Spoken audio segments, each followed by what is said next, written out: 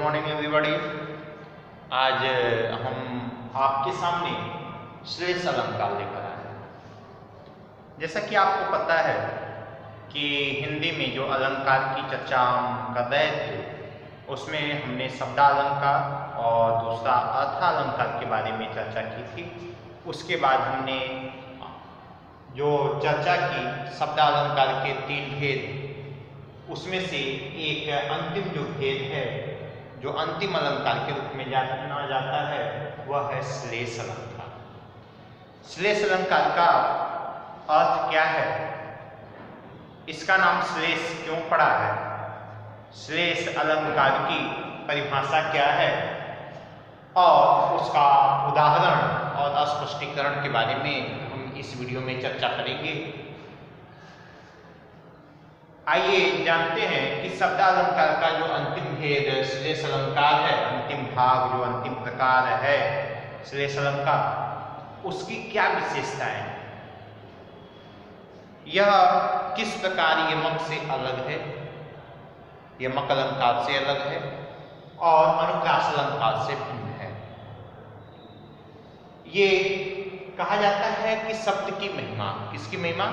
शब्द की महिमा बहुत ही महत्वपूर्ण होती है।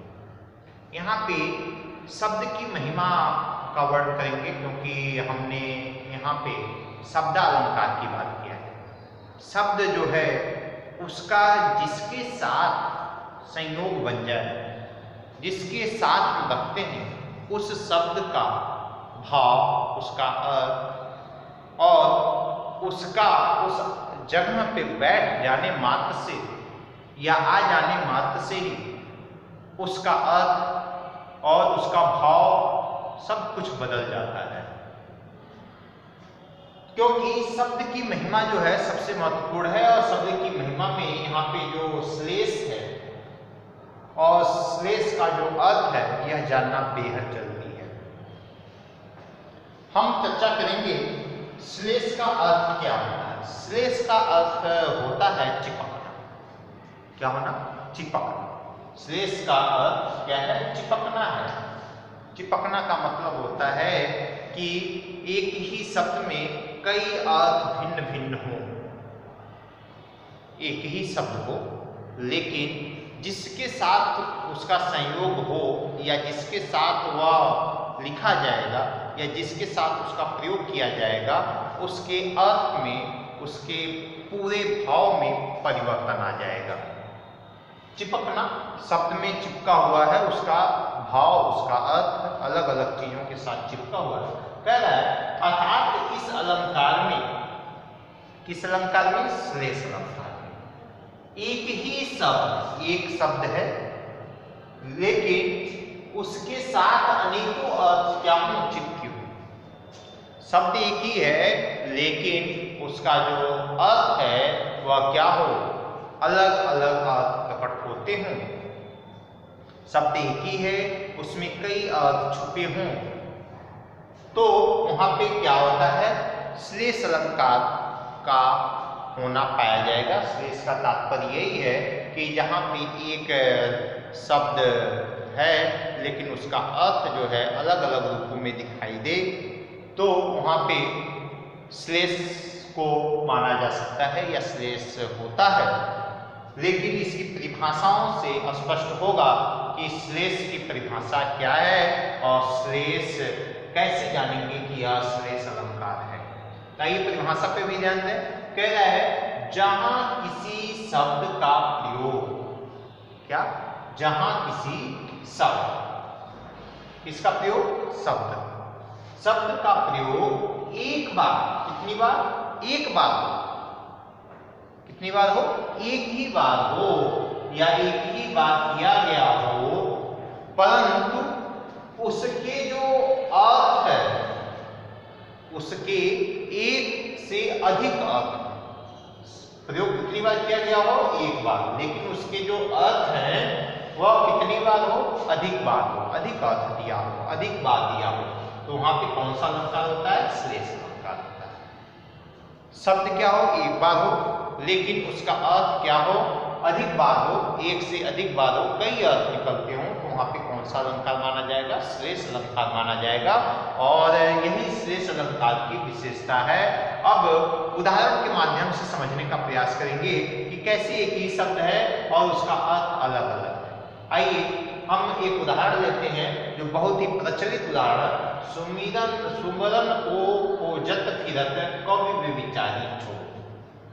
सुमिरन शब्द क्या है? सुमिरन, ये शब्द है आपका, क्या लिखा है? सुमिरन। अच्छा, शब्द एक ही है, क्या है? एक बार ही। कौन? क्या? शब्द का प्रयोग एक बार ही। यहां आइए, क्या हमने लिखा है? शब्द का प्रयोग एक बार ही क्या होना चाहिए? एक बार ही होना चाहिए या प्रयोग किया गया हो। क्या सुमिरन इस पंक्ति में एक ही बार प्रयोग किया गया है या अनेक बार? एक ही बार किया गया है ना? अरे सुमिरन को खोजत फिरत कवि बेविचारी चो। ठीक है, तो यहां पे क्या है? सुमिरन जो शब्द है एक ही बार आया है। इसके अलावा कहीं इस पंक्ति में सुमिरन शब्द की उत्पत्ति नहीं हुई है या सुमिरन शब्द दिखाई नहीं दे रहा है। अब दिखाई नहीं दे रहा है तो यह क्या है? एक शब्द का प्रयोग एक बार हुआ है। लेकिन अभी आगे कह रहा है परंतु उसके एक से अधिक अर्थ होते हैं। इसके जो अर्थ होंगे, किसका? सुमिरन शब्द का जो अर्थ होगा वह एक से अधिक बार होगा। इसका जो अर्थ है उसका अर्थ क्या होगा? एक से अधिक बार होगा। क्यों? क्योंकि हर किसी के लिए अलग अलग अर्थ होगा। कवि के लिए अलग होगा, बेविचारी के लिए अलग होगा, चोर के लिए अलग होगा। आइए अब इसको समझते हैं कि सुमिरन शब्द कवि के साथ लगेगा तो क्या होगा, और सुमिरन शब्द बेविचारी के साथ लगेगा तो क्या होगा, और सुमिरन शब्द चोर के साथ आएगा तो क्या होगा। क्योंकि शब्द एक ही है और एक से अधिक अर्थ को वह प्रदान करने वाला है, देने वाला है, इसीलिए श्लेष अलंकार होगा। लेकिन पहले इसको समझें कि कवि के साथ क्या होगा। कवि को क्या चाहिए? सुमिरन चाहिए। कवि को क्या चाहिए? सुमिरन चाहिए। बेविचारी को क्या चाहिए? सुमिरन चाहिए। और चोर को क्या चाहिए? सुमिरन चाहिए। तीनों को सुमिरन चाहिए, लेकिन तीनों के भाव में क्या है? अलग है। तीनों का अर्थ अलग है। यहाँ पे जो कवि के लिए सुमिरन है वह क्या है? कवि के लिए जो सुमिरन शब्द का प्रयोग किया गया है वह उसका जब अर्थ हम निकालेंगे तब वह होगा सुंदर मौड़ या अक्षर। अब देखिए होगा क्या है? कवि जो है वह सुंदर मौड़ या अक्षर चाहिए। क्यों? कवि को क्या लिखना है? कविता लिखना है। कवि को क्या लिखना है? लेख लिखना है। उसको क्या चाहिए? सुंदर सुंदर क्या चाहिए? मौड़ या अक्षर या शब्दकोश चाहिए, और वह अच्छे शब्दकोश को ढूंढेगा, उसकी खोज करेगा। सुमिरन का पहला अर्थ है सुंदर मौड़। मौड़ मतलब मौड़ या अक्षर शब्द ले सकते हैं। सुंदर मौड़, क्योंकि उसे सुंदर मौड़ जब मिलेंगे, सुंदर सुंदर शब्द मिलेंगे, तो वह अपने लेख में, अपने कविता में, अपनी रचना में क्या करेगा? उसे बहुत ज़्यादा मात्रा में सुंदर ढंग से प्रस्तुत करके लोगों के विचारों को, भावनाओं को समझकर और अपने विचारों भावनाओं को उनके सामने प्रेषित कर सके। तो उसे क्या चाहिए? कवि को क्या चाहिए? सुंदर मौड़ चाहिए, सुंदर अक्षर चाहिए। इसलिए सुमिरन का जो पहला अर्थ है वह है सुंदर मौड़। कवि के लिए सुंदर मौड़ चाहिए। और बेविचारी दूसरा है बेविचारी। बेविचारी मतलब क्या होता है? गंदे विचार वाले, जो गंदी मानसिकता रखते हैं, जो गलत हैं, उन्हें क्या चाहिए? सुमिरन का जो दूसरा अर्थ है वह है सुंदर रंग। सुंदर रंग का मतलब गोरा, अच्छा, दिखने में सुंदर रंग हो। बेविचारी को क्या चाहिए? सुंदर। अब सुंदर में क्या चाहिए? सुंदर स्त्री चाहिए, तो इसीलिए अब बेविचारी के लिए, बेविचारी का मतलब होता है गलत विचार रखने वाला व्यक्ति। वो क्या है? बेविचारी है। गलत आचरण करने वाला व्यक्ति को क्या चाहिए? सुंदर रंग वाला चाहिए, अर्थात सुंदर वर्ण वाला, सुंदर रंग वाला, सुंदर स्त्री चाहिए। इसीलिए यहाँ पे बेविचारी के साथ जो सुमिरन शब्द का अर्थ है वो बदल गया। अब बेविचारी के लिए सुंदर वर्ण की आवश्यकता नहीं है, उसे क्या करना है, उसका उपयोग नहीं है उसके जिंदगी में। और कवि के लिए सुंदर स्त्री की जरूरत नहीं है क्योंकि उसे सुंदर वर्ण चाहिए। तो इसके साथ सुंदर वर्ण और बेविचारी के साथ सुंदर रंग चाहिए। अब आगे क्या है? चोर का, चोर क्या है? अगला। चोर का सुमिरन से क्या तात्पर्य है? चोर का सुमिरन के साथ क्या संबंध है? स्वर्ण का और सोना। चोर को क्या चाहिए भाई? सोना चाहिए, चांदी चाहिए।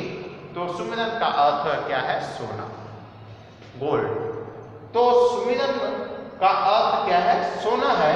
अब देखिए, कवि के लिए सुंदर वर्ण चाहिए, सुमिरन का अर्थ बदल गया। बेविचारी के लिए सुंदर स्त्री चाहिए, रंग बदल गया इसका। और चोर के साथ क्या चाहिए? सोना चाहिए, इसका अर्थ क्या हो गया? बदल गया। इसलिए हम यह देख सकते हैं कि परिभाषा जिस हिसाब से कह रहा है या जो परिभाषा है उस पे हमारा उदाहरण सटीक बैठता है और इसका स्पष्टीकरण जो हमने किया है वह परिभाषा के हिसाब से बिल्कुल सही है। इसलिए यह क्या हो गया? श्लेष अलंकार हो गया। इसके साथ साथ हम देख सकते हैं, अब हमने इस पूरे वीडियो में जो हमने कई पार्ट में बनाया है, हमने उसमें क्या बनाया है? पहला जो हमने बताया है आपको अलंकार के बारे में, फिर उसकी परिभाषा के बारे में, फिर उसके बाद शब्दालंकार के भेद जिसमें अनुप्रास अलंकार, यमक अलंकार और श्लेष अलंकार का वर्णन किया है। इन सभी जो एनसीईआरटी की बुक है इसके माध्यम से आप बड़े सरलता के साथ हम क्या कर सकते हैं? बहुत सारे उदाहरणों को हल कर सकते हैं। अगर यह मुख्य बिंदु अर्थात मुख्य बातें अगर आपको अच्छे से समझ में आ गई होंगी कि सभी में क्या अंतर है, अलग अलग क्या अंतर है और तीनों के अर्थों में क्या परिवर्तन है, तो आप बड़ी सरलता के साथ शब्दालंकार को आप क्या कर सकते हैं? हल कर सकते हैं। शब्दालंकार द्वारा पूछे गए प्रश्नों को आप हल कर सकते हैं। परीक्षा में कैसे पूछा जाता है ये भी जानना है। जैसे आपको ये पंक्ति दे देगा और पूछेगा इसमें कौन सा अलंकार है, तो इसमें आपको ऑप्शन भी दे सकता है या आपको या अपने आप ही लिखने के लिए दे सकता है। तो इस तरह से आप इसे लिखकर या विकल्प के माध्यम से आप अपने प्रश्नों को हल कर सकते हैं। आज के लिए इतना ही। बहुत बहुत धन्यवाद।